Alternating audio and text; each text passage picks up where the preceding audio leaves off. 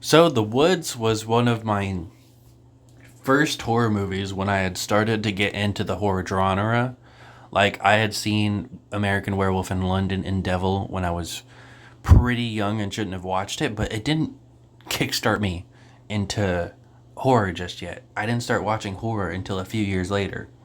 I was about 15, 16 when I watched this movie in 2019. And I really enjoyed it back then. Now, however, I feel it's very lacking. I think the main character, Heather, is a lot of fun.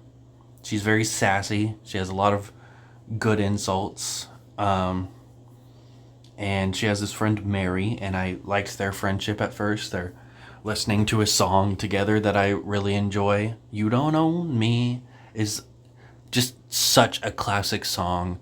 And it was it was a very strong thing for a woman to do back then. Even now, women still aren't treated equally, but definitely back when that song came out in the '60s.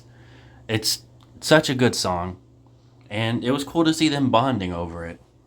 And most of the rest of their bonding is like them talking while eating lunch, or a little montage, which feels odd for a horror movie. Like, what horror movies have montage of people bonding?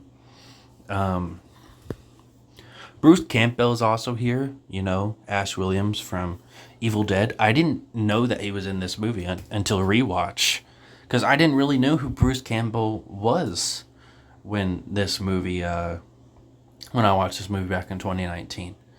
I don't think I really knew of Evil Dead yet. I I had seen him and stuff as a kid. Like, he's in Cars 2 as a car. I remember that. Um, and obviously he's in the Spider-Man movies, but they're all just like cameos. So watching this movie, it was surprising to see him here. He doesn't have any lines, at least in the beginning. He's in a scene with Heather, the mom, and the dad, which is him. And he doesn't have a single line. I was expecting him to have like no lines this whole movie and just end up dying or something. But he ends up having a pretty somewhat major role near the end of the movie. He comes to save her when there's 30 minutes left. And then they get into a car crash. He's injured. And they poison him or something. And then it's just, it's very strange. It's a very strange movie. I think that's the point. It's a movie about witches and stuff. Um, most of the kills are fine until the end, where they're just really good. She just starts axing the shit out of people. Bruce Campbell gets one axe swing in, but Heather does most of the work because the trees restrain him. Don't know why they don't restrain her. I really don't, because they restrain him after he attacks one of the witches. And then she starts killing the witches, and the trees do nothing.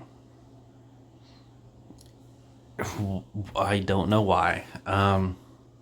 Yeah, Heather was a lot of fun to watch. I think her actor did a really good job, and her sassiness is it's really funny. Um, I've posted a few clips on my channel a few years ago.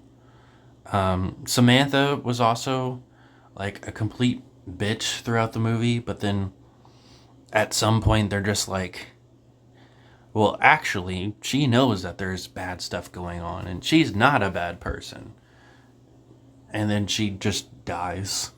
Okay. Um, there's also apparently something wrong with the milk. I don't think they ever really confirm what's wrong with it, but it's pretty obvious that there's like something wrong with the milk. There's like lines in the background actors talking about milk, and then later Samantha talks about don't drink the milk. Heather drinks it anyway. She never stops drinking it, as far as we know. Because, like, the next scene we see her eating lunch, she's still drinking the milk. Um, I don't know what the milk did. I don't know why that was somewhat of a plot point when they don't really explain what the milk was doing.